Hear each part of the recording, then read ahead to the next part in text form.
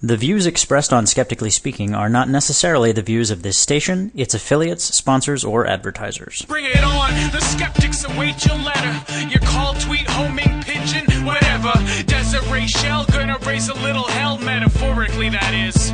'Cause we're skeptically speaking.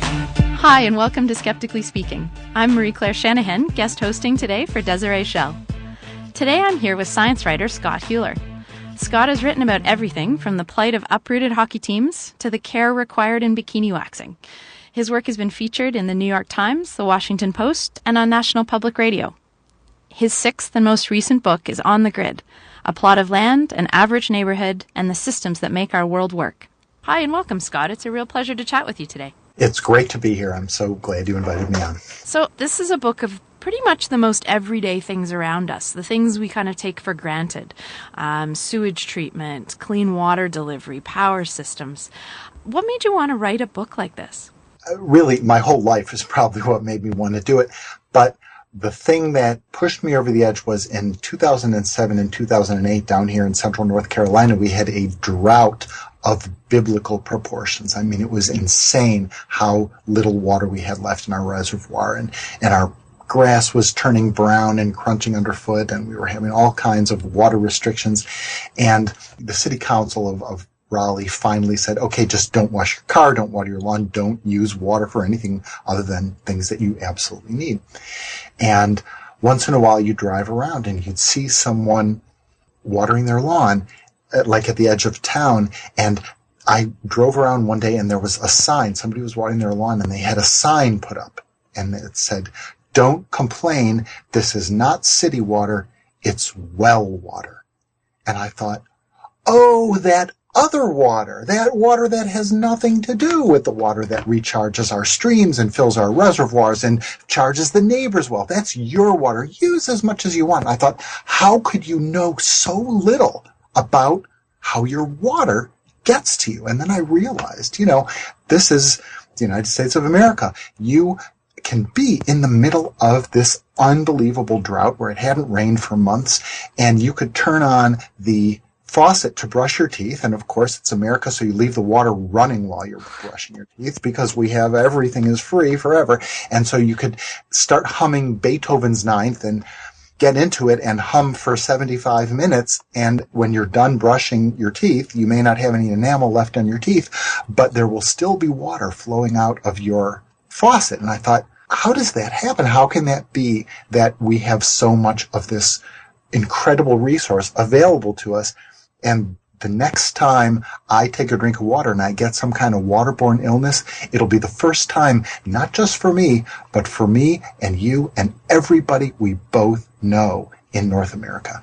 And then you start asking questions and looking at all the other things that you take for granted. I thought about it in terms of waking up in the morning.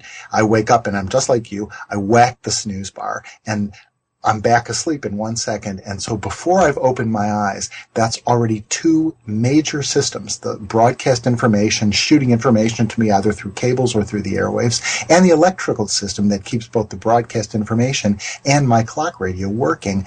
And my eyes aren't even open yet. And that's these two incredibly complicated systems. Then you get up and you groggily shuffle into the bathroom, two more systems, fresh water and wastewater.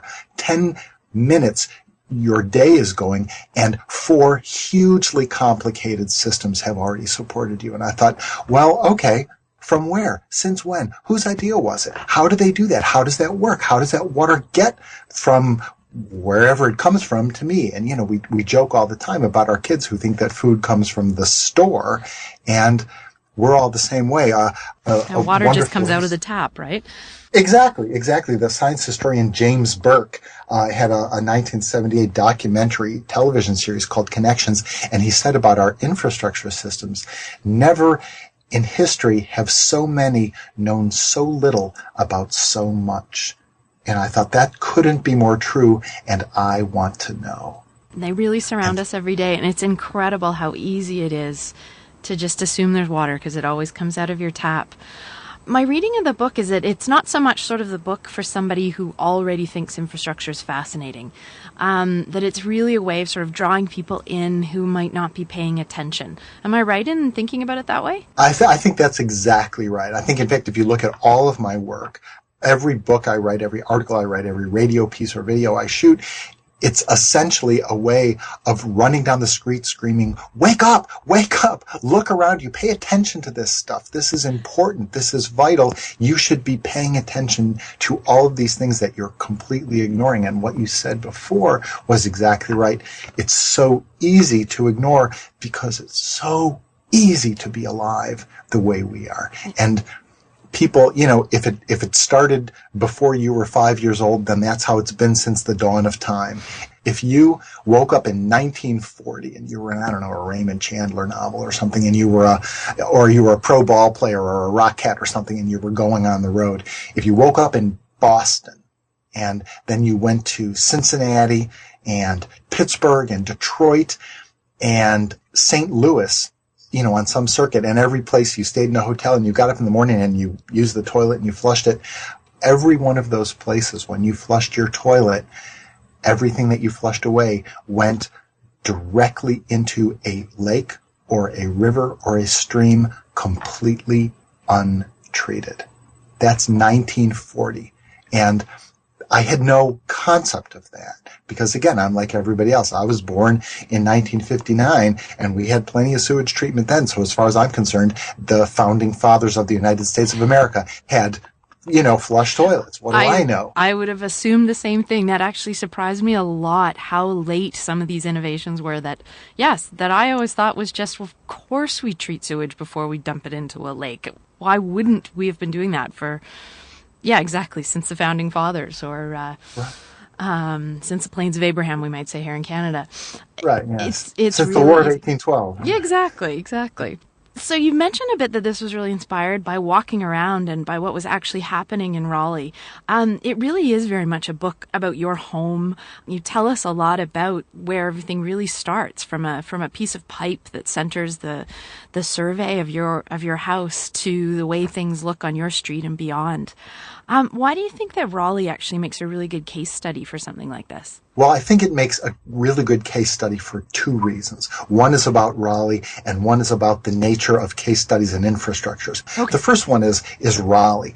Raleigh is, I think, a perfect example of what's happening in the West, in the southern United States, and in the United States. In the time period that I was writing about, Raleigh was the fastest growing metropolitan area in the United States, which is that all these people leaving the Rust Belt, leaving the Clevelands and Pittsburghs and Detroits of this world, and the New Jerseys and even California that they're getting sick of, where they're going is Raleigh, North Carolina, or places exactly like it, places that are not so much growing as metastasizing. They are explosively growing, and they're very, very rapidly outgrowing their systems. Raleigh, for example, has almost no public transportation to speak of.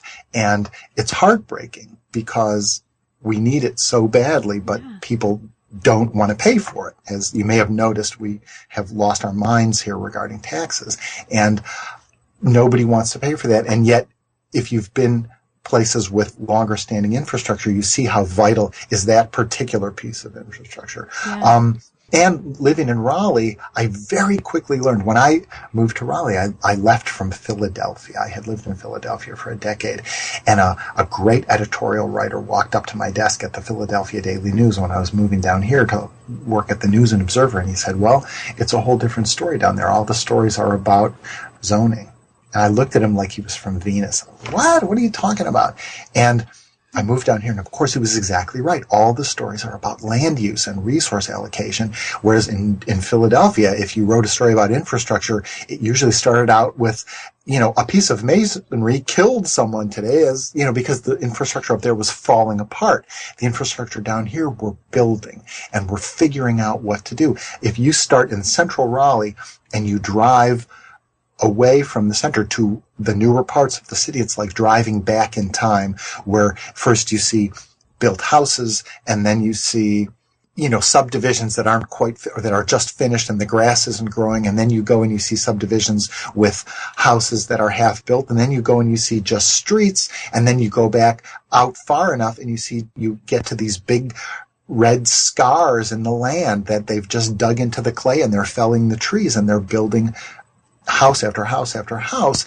And you see trenches where they're laying sewer pipe or where they're putting in water pipes, and you see these little pedestals where the wires are going to come out for the electricity or for the communications, and you realize it's like seeing the bones of the infrastructure sticking out as before they put the flesh on this armature. And it's an amazing thing. So in a massively growing city, that kind of development and thought about infrastructure is really obvious then, isn't it? It absolutely is. But even it doesn't have to be in a growing city, because the infrastructure is always changing. I remember I stepped out when I lived in Nashville, Tennessee. I stepped out of my door and I saw a guy in a bucket truck, and he was up there doing something, and I'm a reporter, so I said, "Well, what are you doing?" And he said, "We're stringing another circuit into the grid."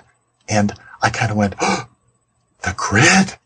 The grid, there it is, the grid." We talk about it like the grid, this conceptual thing, but there it is. It hangs above our heads. It occupies space. It has weight. It's a real thing. The grid, all these wires that connect to everything. This is a real thing, this grid we talk about. And that was in the early 2000s. And I think that was probably the very beginning of this.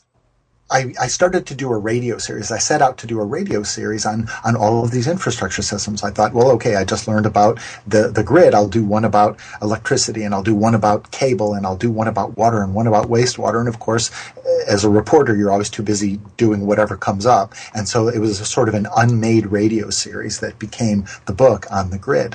So that's one of the good reasons to focus on Raleigh, or a place like Raleigh. The other reason that I thought it was great to focus on my home was that when we talk about infrastructure, we all think about the Big Dig in Boston, or we think about the Golden Gate Bridge or the Hoover Dam or something, these huge, enormous, very sexy, exciting infrastructure projects. And to my mind, those are like the Sports Illustrated swimsuit models of infrastructure, which is to say they're larger than life, they're very sexy and exciting, but they don't really relate to you in any meaningful way. But if you want to understand what a woman is like, an actual woman, you should go to a grocery store or a parent-teachers association meeting. You're going to be a lot more successful. So I thought, if you really want to understand infrastructure, what you ought to do is take a thin slice of Whitaker Mill Road, which is the biggest road right near my house. And I thought, well, underneath it there's sewer lines and water lines, and above it there's electrical lines and cable lines, and there's road paving, which follows some sort of structural standard that I know nothing about, and a bus runs along it once in a while, and that's infrastructure where we literally live. That's not some big sexy thing that everybody could just say, "Oh, okay, interesting enough, toss it aside." That's here we are. And finally, one of my favorite reviews of the book was written by a guy who said for the first chapter or two he was getting frustrated because I was telling him all these things about Raleigh. And he kept saying to himself, "Well, that's interesting enough, but how does it happen in my town?" And he said, suddenly he woke up and he thought, that's exactly what this author wants me to be saying. What about my town? How does it work here? And that's exactly right. I feel like, okay, with that guy, success. You're listening to Skeptically Speaking. I'm here with Scott Huler, author of the book On the Grid, and blogger at Scientific American, where he contributes to the energy-themed blog Plugged In. So you actually described a little bit of the chapters there, that there's a chapter about water treatment, there's a chapter about sewers, and sort of each of them highlights a different one of the city's infrastructure systems. One of the common themes, though, is pretty much every one of them has you out on the street, or under the street, as the case may be, actually trying to trace the paths taken by your stormwater and your wastewater and your own electrical services. What inspired you to tackle the story with that really direct physical exploration? Because I thought it would be fun. It sounded like fun. Well, that's what I keep telling people, that this book was like having the best 6th grade field trip of your life. I can see that.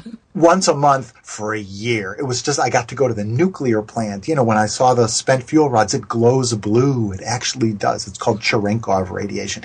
I got to splash around in the storm drains beneath my city and wear a miner helmet with a headlamp on it. It was just so much fun to find this stuff out. And to go to a water plant, for example, and they treat the water. What does that mean? Oh, I don't know. Nobody knows. And you realize that you have this vision of like, well, they take a coffee filter or something and, then they pour it through. Well, it's so complicated, and they've learned so much in the couple hundred years that they've been doing this. And actually a couple thousand years if you look back to the very beginnings of it. The Romans were using almonds. The starch in crushed almonds would help what they call flocculate the water. It would help stuff suspended impurities in the water clump together and then fall to the bottom. The Romans, it's amazing how long this stuff has been going on, how long people have been learning things. I was fascinated by a lot of the sort of historical story that you trace and how much of the ideas that guide the way we do things now have actually been around for a long time.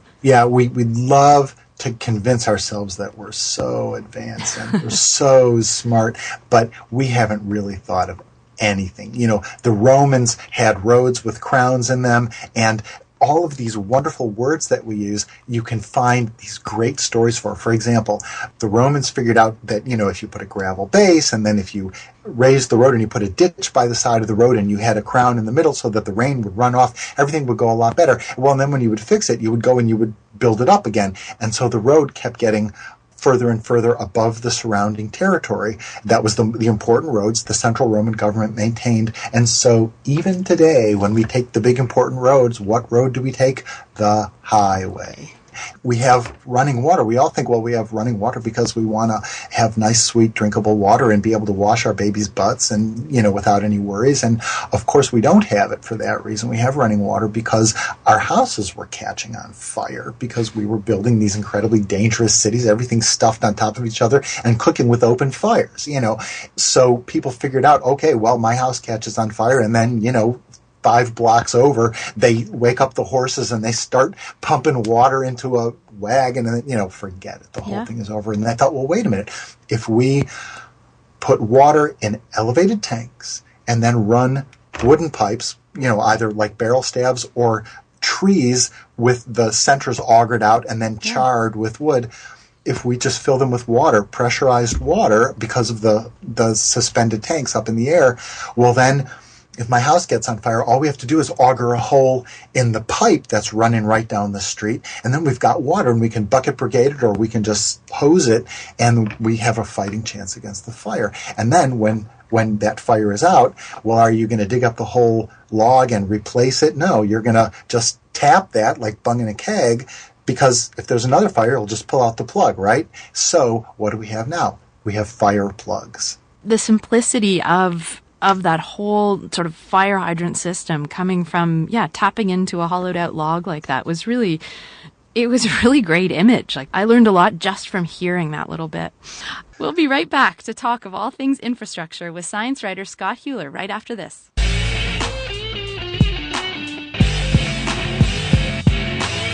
Skeptically Speaking wants you to question everything. To be a part of the discussion, call and record your question on our listener question line at Speak 73101. That's 773-257-3101. Long-distance charges may apply. Sunday nights at 6 Mountain Time, join our Ustream chat room to listen and ask questions as we record interviews live. Just click the Listen Online button at skepticallyspeaking.com. You can also email your questions and comments to live@skepticallyspeaking.com, or if you're on Twitter, tweet us at Skeptical Radio. To find out where Skeptically Speaking airs near you, to listen to past episodes, or download the weekly podcast, check out our website at skepticallyspeaking.com. While you're there, follow the links to connect with us on our Facebook page, our Twitter feed, or to subscribe to the show in iTunes. And now, back to the show. Welcome back to Skeptically Speaking. I'm Marie-Claire Shanahan, guest host this week for Desiree Schell. Today I'm talking to science writer Scott Huler about his book On the Grid, A Plot of Land, An Average Neighborhood, and the Systems That Make Our World Work. Scott is a former Piedmont laureate and also the author of Defining the Wind, the story of the Beaufort scale. So we've just been talking about how exciting it was. You're traipsing around the city, you're in the rain. Did you really follow the stormwater in the pouring rain? I so did. I can't fabulous. tell you how much that one chapter changed my life. Like I said, I've planned this book out. It's going to be one chapter per system. So I know, everybody knows. What's chapter 1? Water. It's going to be fresh water, because if you can't drink fresh water, you die in a couple days, right? It's over. So that's obviously chapter 1. If you look at the book, it's chapter 3, because there are 2 systems before you even get to that, which of course I didn't know. One of the systems is surveying and information systems, which blew my mind. Mm-hmm. But the other system is the system of stormwater, because if you don't keep the water off of you, you're going to sicken and die in a second, and your buildings are going to rot, and your food is going to rot, and you're going to live this pestilential, brief, awful life, and then you're going to die. So the first thing turns out to be you can't even have a city unless you manage the stormwater, so that you can have buildings and you can have rain, and every time it rains, you don't end up in a mud pit. So the first job of settling is to find a place either up high or to manage the flow of water when it comes down. And so I was stunned by that. And then as soon as you think about it, you think, well, of course, but you don't think about it.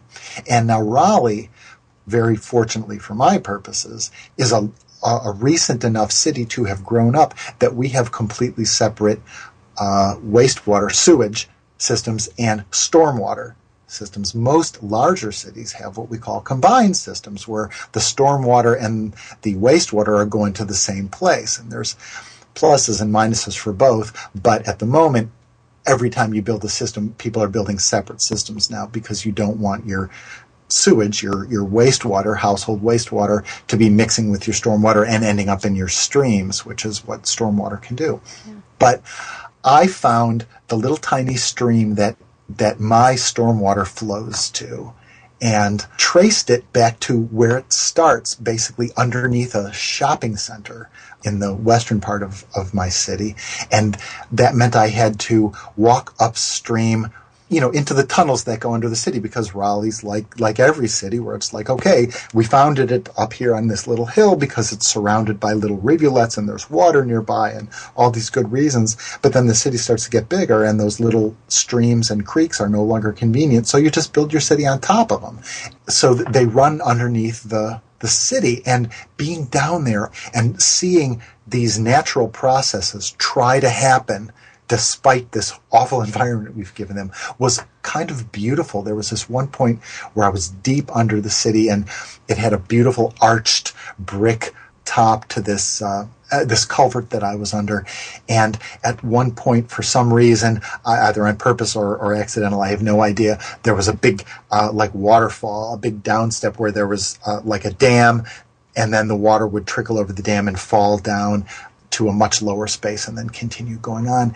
And at the bottom, it's just like any waterfall, where it had dug a little sort of pool for itself, and then it was moving on. Of course, there's nothing living down there because it was underground, but you realized here's this little creek that's just trying to be a creek underneath the earth, and you wanted to hold its little head up and pat it. It was such a beautiful thing trying to happen. And every step that you take is an amazing thing. For example, I looked up the history of this creek because I wanted to understand it. And it's the Pigeon House Branch is the name of the creek here. And in 1947, when Raleigh built its first big sort of strip center, its first car-based shopping center, instantly, the next time it rained, all the people right downstream of where they had put a parking lot over the spring that started this creek were furious, because this enormous amount of water was sheeting off of the parking lot and sluicing its way down and digging out these people's backyards. They went nuts. They were like, what have you done to us? And so the city engineers sat around and they said, okay, we're going to solve this problem. We are going to trench this creek, and we are going to stabilize it, and we are going to straighten it out, and then that's going to solve the problem. And they all went home and they slept great that night because they had solved a big problem. Now, of course, we are realizing that all of those decisions were terrible decisions. People are now resolving stream problems by putting meanders back in them and softening the banks so that the stream can come out of its banks like it's supposed to do every year or two. And we're doing everything we can so that they don't dig these awful trenches that we've taught them to dig. And so we realize that we've made these mistakes. And people when I do readings, I always want to say, so what were those dopes thinking? And I say, no, they were not dopes. They were us. They were solving the problems as they understood them. We can't be mad at them 60 or 70 years ago for not knowing what we know now. They had no concept that straightening out a creek was going to cause, 50 years worth of new problems. So they did what they thought made sense. They did their best, and now we have to fix it. But we have to do our best, too. And so that decision to walk out that day and follow the stormwater really showed you a lot more than just where it was going at that moment, didn't it? Exactly, where it was going and where the creek came from. And you walk down, you continue walking, and you realize these creeks are incredible resources. Even a ruined little creek like the Pigeon House, it's definitely the sickest creek in Raleigh. It might be the sickest creek in North Carolina. But even something like that, it's beautiful, and you see herons, and you see fish, and you see all kinds of wildlife. Even as you walk down and see these awful trenched areas where so much stormwater shoots out like a fire hose from buried pipes whenever it rains that it's destroying the ecosystem.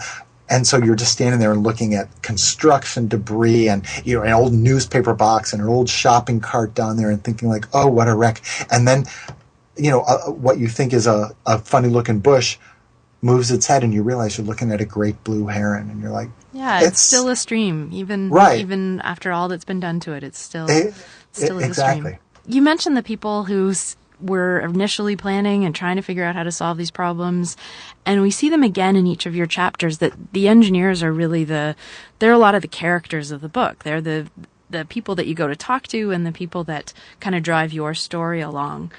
Can you tell me a little bit about how your opinion or your thoughts about engineers changed as you researched it? I tell people that this book is a love letter to two things that don't normally receive love letters. One of them is taxes, and the other one is engineers. And if I'm doing that at a public reading, I always say, and for the engineers in the audience, love is a human emotion expressed between two different human people.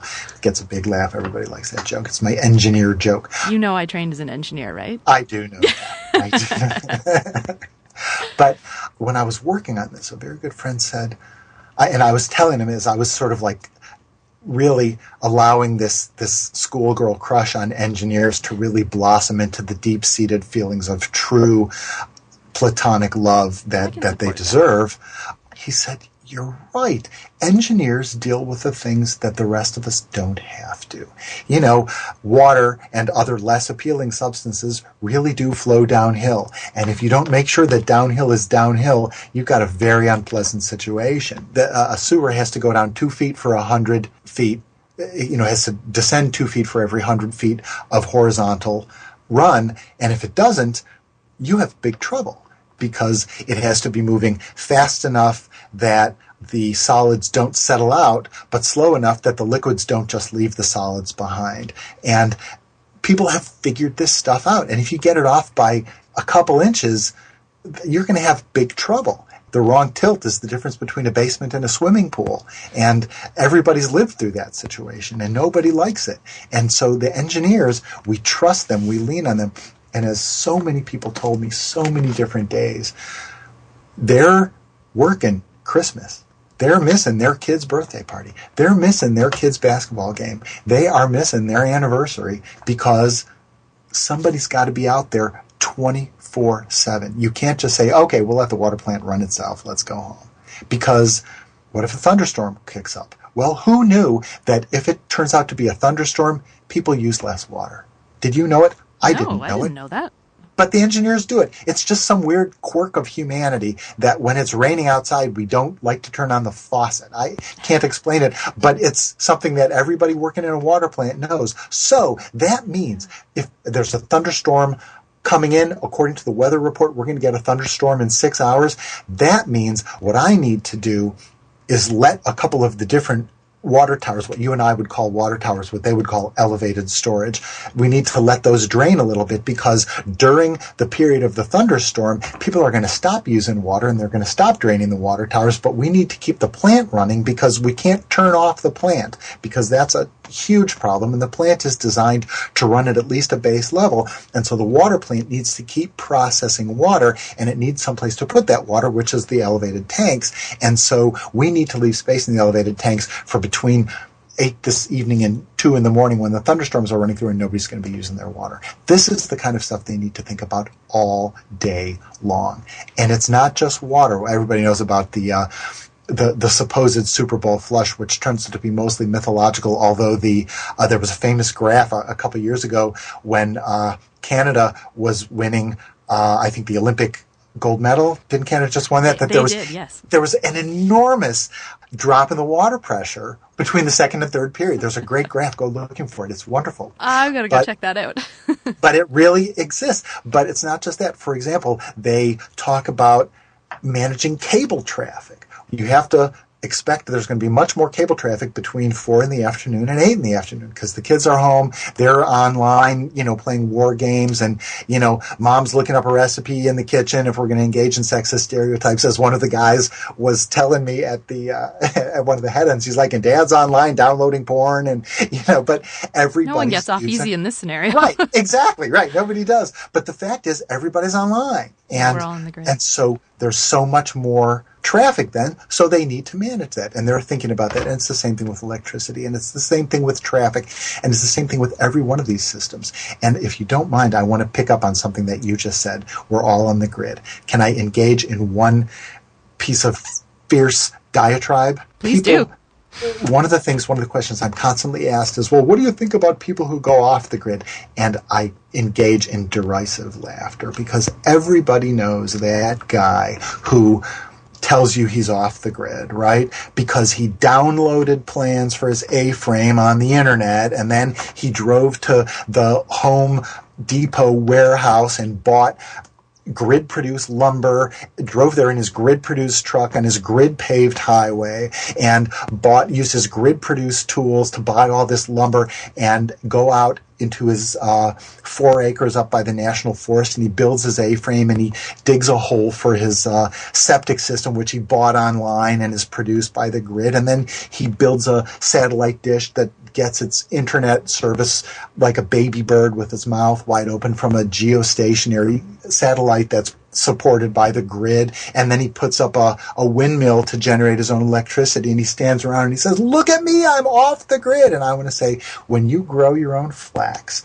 and weave your own shirts and make buttons, mind you, out of broken oyster shells, and you don't take 100 grid-produced sandpaper to soften the edges, then we can talk about off the grid. But until then, you're as much on the grid as Barack Obama is. That's reality. If you live in the West, you can't be off the grid. It's not possible to be off the grid.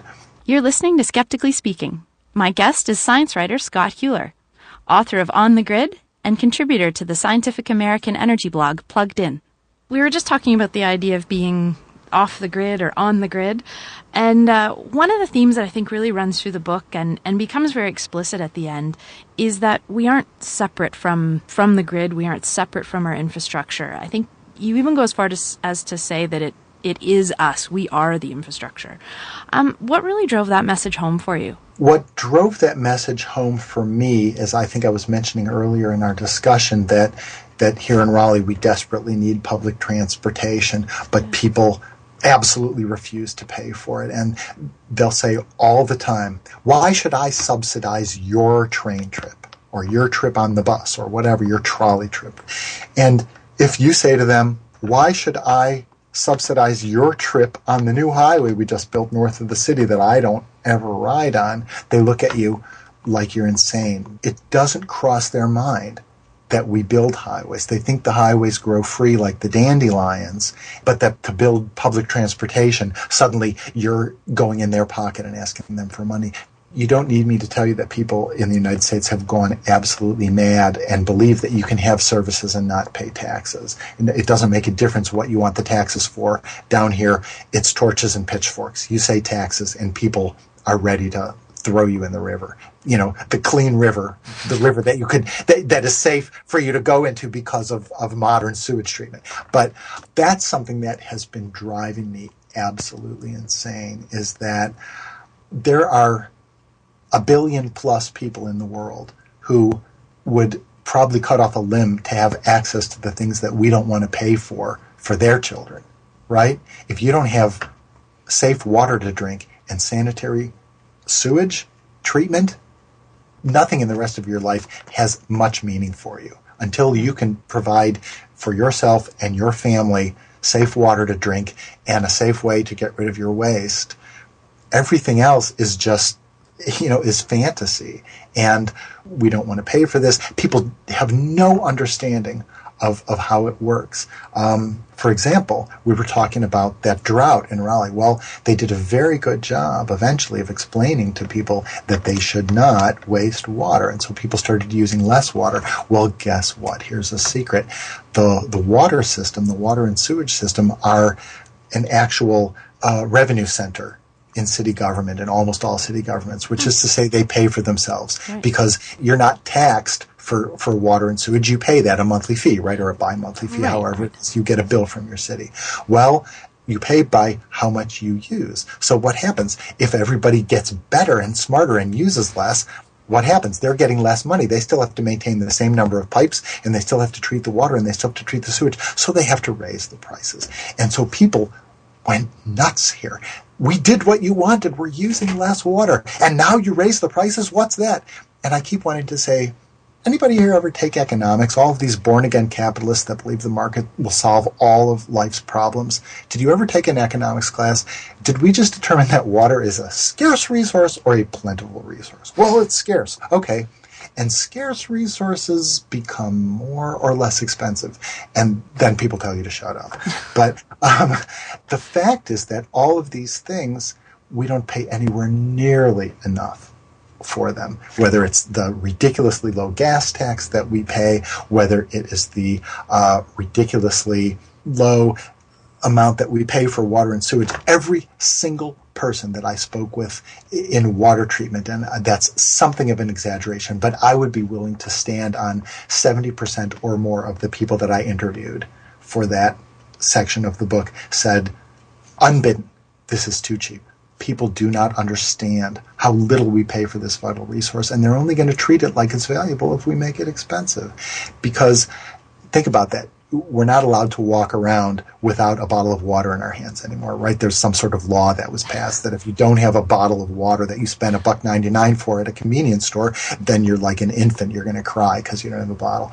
But that $1.99 that you spent for that quart of water, if you spent the same $1.99 for the water that comes out of your tap, do you know how much water you could get? You could get about 600 gallons of water. Wow. Okay?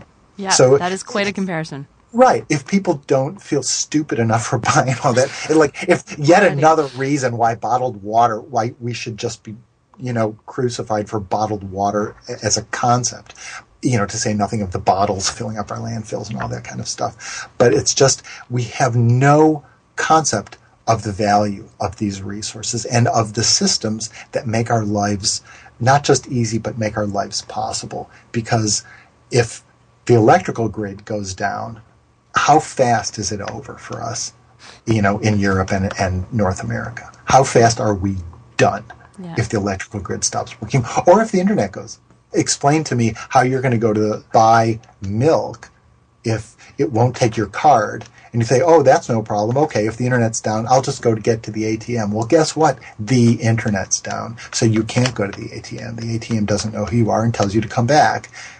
Well, then we're all walking around with empty wallets and hollow-eyed stares, holding our coffee cups out to each other, hoping that somebody will pour some coffee in them. The systems work so well, it's really easy to forget what would happen if they weren't there. Exactly, and I think it's fine. I'm totally in favor of that. I'm totally in favor of technology, but I'm also totally in favor of we need lots of engineers, we need lots of smart people to take care of these, and you get those people by paying for them. And we also need to know a little bit more about the systems so that we can sensibly take part in the conversations about how to maintain these systems, how to improve them, what they mean. The American Society of Civil Engineers comes out with a report card every few years for the United States' intranet. Guess what? D- every time, because we don't maintain it. We defer, we kick it down the road. We are about $2.5 trillion in arrears on maintenance of this infrastructure that we should have been paying over the last 50 years or so. Well, we always seem to find $2.5 trillion or so when it turns out that we want to go to Asia and blow a bunch of people up over there. But we can never find it when it means let's make sure that we could keep our sewer systems running. Well, thanks for writing this to make us pay a lot more attention. And thanks a lot for being here, Scott. It was a real pleasure to talk to you today. It was my pleasure. Thanks for having me. We've included links to Scott's book and blog on our website at skepticallyspeaking.com. Next up, I'll be chatting with Tim De Chant about his infrastructure-themed blog, Per Square Mile. I'll see you after the break.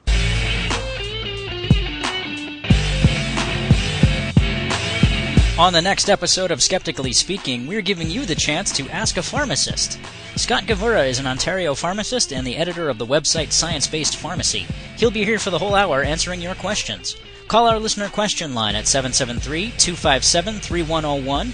Email us at live@skepticallyspeaking.com. Post a comment on our website at skepticallyspeaking.com. Tweet us at Skeptical Radio, or leave a comment on our Facebook or Google Plus feeds. That's next week on Skeptically Speaking, on your local radio station, or online at skepticallyspeaking.com. Welcome back to Skeptically Speaking. I'm your guest host, Marie-Claire Shanahan. I'm here with science writer Tim De Chant, who writes and produces the population density blog Per Square Mile. Tim is a former mass media fellow at the Chicago Tribune, and before turning to writing professionally, he completed a PhD in environmental science, studying the impact of urbanization on California's oak trees at the University of California, Berkeley. Hi, Tim. Thanks for joining me today. Well, thanks, Marie-Claire. It's great to be here. So tell me a little bit about Per Square Mile. Why write a blog about density? I really started Per Square Mile kind of as a personal exercise in a way. I'd lived in a number of different cities in the previous decade, and many of them had different population densities. And so one of the things I kind of noticed was that population density could kind of give you a window into what that city or community was like. And I kind of habitually noticed myself looking up population density figures for the different locales in which I was living and those where I was considering moving. So the idea kind of came to me to work through these ideas of population density and how it relates to the human experience within cities, and then how that also affects the natural environment in and around cities. And so that's where Per Square Mile came from. It's obviously kind of an American perspective with the imperial system there, but True. It's something that started as a way for me to go through the literature somewhat systematically to really try to understand density in all of its different forms, whether it's population density for humans or something as different as tree densities in forests. I think we'll hear it as per kilometer, Yes. square kilometer for you. You recently wrote about the connections between city wealth and forest coverage in U.S. cities. Tell me a little bit about that study. I stumbled across it in one of my usual literature searches, and in that one, it really caught my attention because a lot of times, if you're riding your bike or running through a nicer part of town, you'll often notice that it maybe tends to be cooler, a little bit better shaded, a little more green. And so the result they had was fairly intuitive, that when they mapped tree cover and correlated it with income variables for different parts of cities, they found a fairly tight correlation. And in fact, they found that demand for trees increased more as income increased. So I wrote this post up, and then I kind of thought to myself, well, it would be interesting if maybe you could spot these trends from the air. And so I took to trusty Google Maps and checked that out. I've spent a lot of time in the past decade or so looking at aerial photographs, and so it's something that really speaks to me. And in this case, I think it's also something that speaks to other people as well. Yeah, you've gotten a really good response to that, haven't you? I have, definitely. And I think in part that's because people can really identify with what they see in Google Maps, and also they can identify with where they live. So they can take a look at where they live and compare it to a neighborhood they know about, whether it's one that's wealthier or poorer than their own, and compare what they see and really kind of get a sense for how that dynamic plays out in their own community. What were some of the differences that really stood out to you in the cities that you looked at? For the cities I looked at, the differences really did follow what was found in that initial study.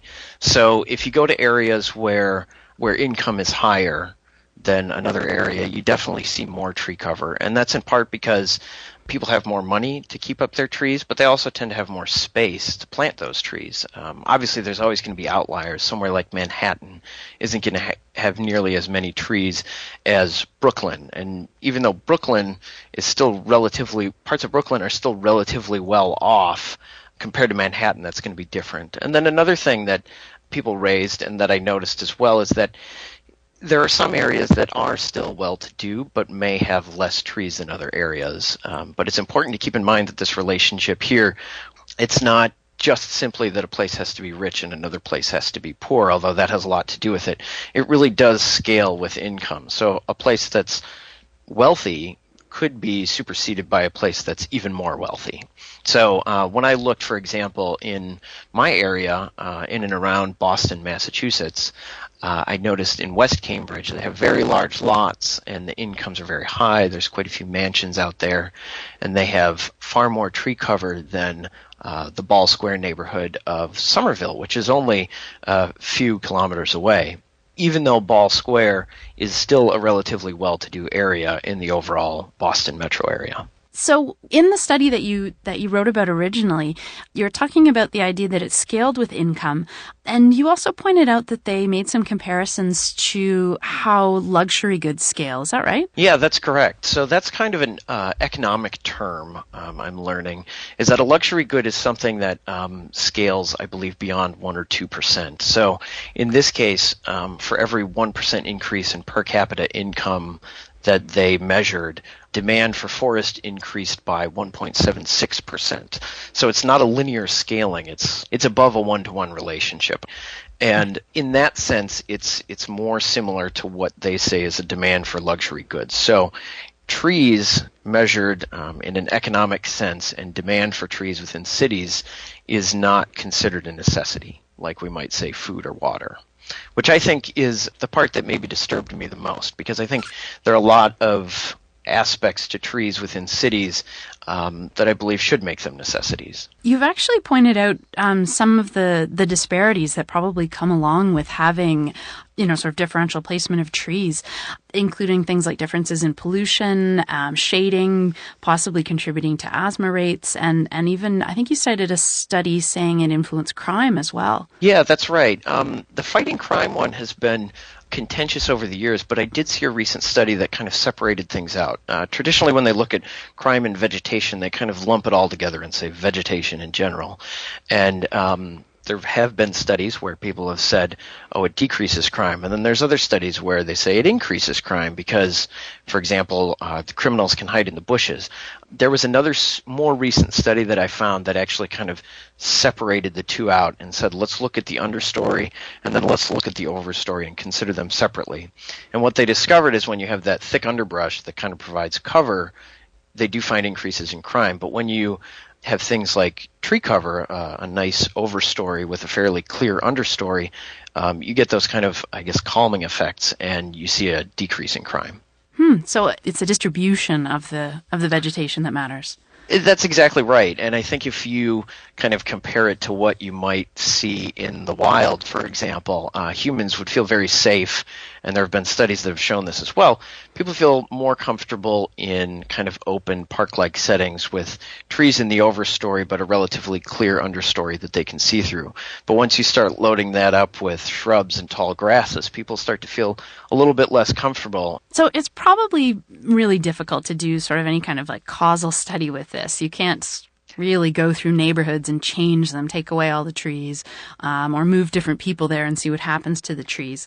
In the types of studies that you look at, how can you really start to get at what's really going on? That is a bit tricky. I think one of the things that, scientists do, like I did in my dissertation is we look for opportunities for natural experiments where things have been changed on their own, and we can maybe go back in time and start peeling back some of those layers and see how changes that have occurred in the past might compare to areas that haven't changed, for example. I know one of my commenters mentioned that Sacramento, California might be a good city to look at for tree cover and income inequality because they have a very aggressive tree planting program to reduce the summer cooling bills. And that's available to everyone in the city. So that's something I want to look into. And if no one's done a study on that, perhaps I'll suggest that to the authors of the original study. Cool. That actually sounds like a really interesting opportunity. I think so. I have massive trees in my front yard, and it just means I have trouble getting grass to grow. Exactly. I'm sure it keeps my house cool, too. It definitely does, yeah. You're listening to Skeptically Speaking. Today I'm talking to science writer Tim De Chant, author of the density-themed blog Per Square Mile. Tim has also written for Scientific American, Ars Technica, and Grist.org. So we've been talking about trees. We usually kind of think of suburbs and leveling all the trees to put the suburbs in, and maybe think about expanding cities as being a net negative for trees. But you've written a little bit about how it might be the opposite. So yes, in some cases, cities have been shown to be better for trees than the surrounding landscape had been in the past. So one good example would be, say, Minneapolis, Minnesota, or Madison, Wisconsin. A lot of those areas around there were frequently burned in the past, or so they were prairies, or they were converted into farmland. And obviously farmland doesn't have a lot of trees except for fence rows and a few woodlots. And so a historical study went back and dug through old records and old aerial photos and found that tree cover, in fact, did increase in some cities from 1850, for example, to the present. So what they saw is that even though there was a loss of the traditional land use around those cities, in many cases grazing or farmland, the change from that land use to the urban land use actually increased tree cover in the area. It is a little bit different than you would expect. You really do sort of think that we're ripping out the trees, but... Yeah, well, I think, too, that in the short term, we do tend to rip trees out. Developers obviously like to have freedom to move around a lot or a site when they're building.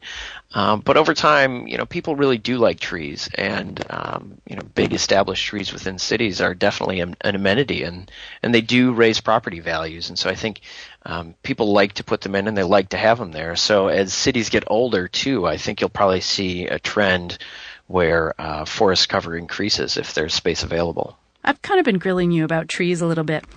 But I grew up on a maple syrup farm. Trees are kind of important. They've always seemed important to me. Yes, so definitely. That's the stuff that caught my eye.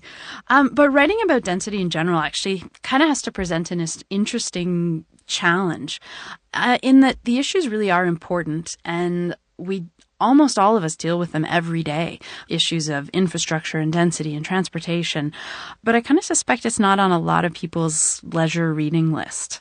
How do you decide what to write about and how to write about it in a compelling way? Yeah, one of the things I try to do is I try to not really restrict myself. So, as you said, density is something that affects us all in many different ways, and I think that's a really important point. And I guess I saw an opening for this blog because this is a broad topic that really doesn't get a lot of coherent attention. It pops up here and it pops up there, but there's really no site where you can go and look for it all. And so that's kind of what I try to do. Obviously, I tend to focus on things where I have experience or interest or the background.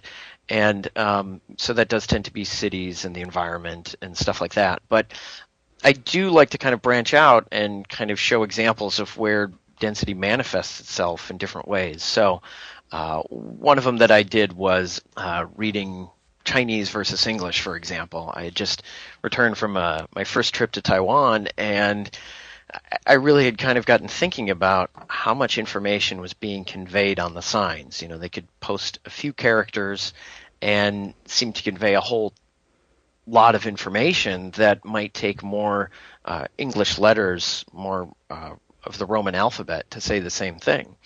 So as I looked into it a bit more, I found some studies that showed that yes, in fact, the Chinese written language is denser, but it actually takes them longer to kind of dive into the character and read it. So they read at a slower pace. English reads faster as a language on average, but of course you have to use more space to say that same amount of information.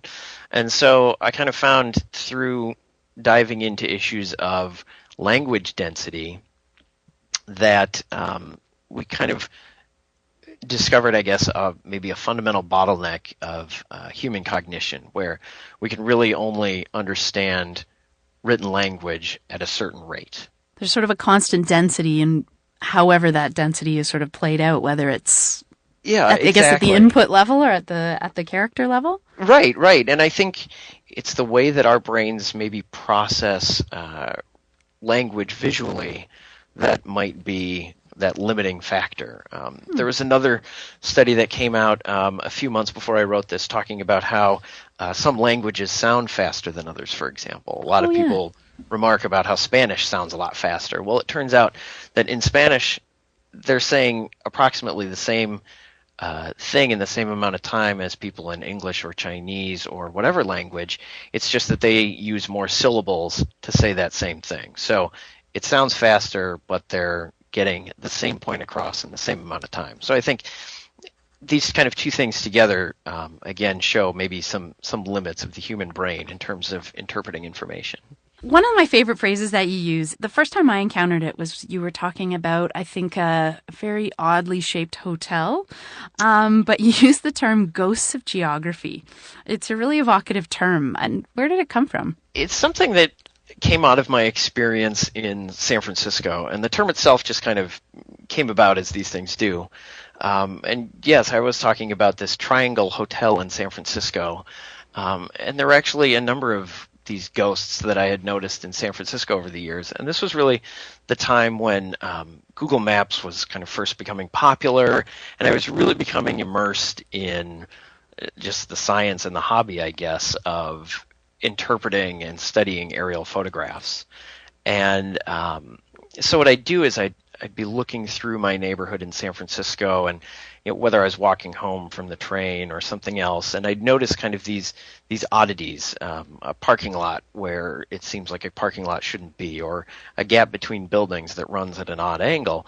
And as soon as I'd get home, I'd log onto my computer and kind of scour for these patterns, these ghosts that were still lurking in the landscape. And that Triangle building was really just the first of many. And over the years, I've kind of kept my eye out for them, and I see them all over the place.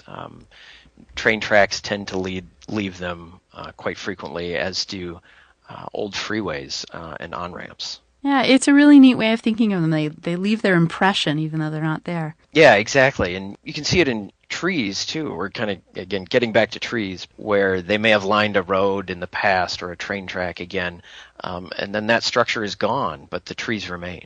If there's one thing you think we're not paying enough attention to, whether it's these ghosts or whether it's sort of issues of where things are going in the future, what would you say that is? What should cities, both governments and citizens, be really paying more attention to? I think the biggest thing is how we're creating new ecosystems all the time within cities. And these urban ecosystems are really understudied, but there's really a lot of possibility there too for how we can take the city around us and turn it into some beneficial zone where it's providing habitat for animals, for example, or even beneficial ecosystem services for people. And so I think that urban ecology is one place where we could all of us, cities, governments, individuals, we could all really be thinking more about what we can do to foster the ecosystems that are already around us. What would be the benefit of that, do you think? What can we learn from that?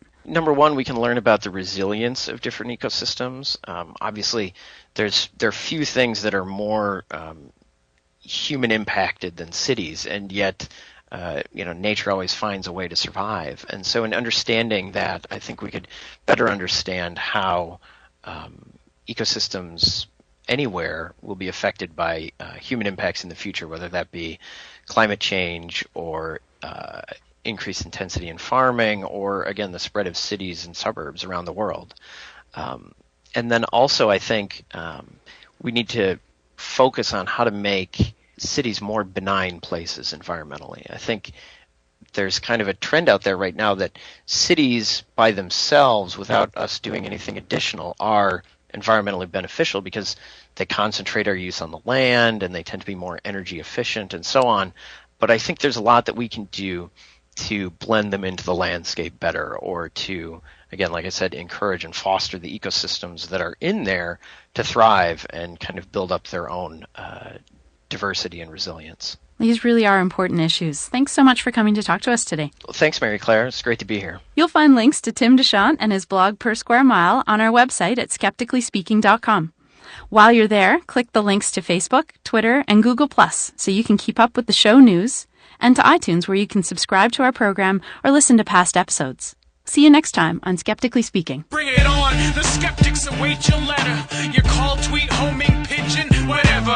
Desiree Shell gonna raise a little hell, metaphorically that is. 'Cause we're skeptically speaking.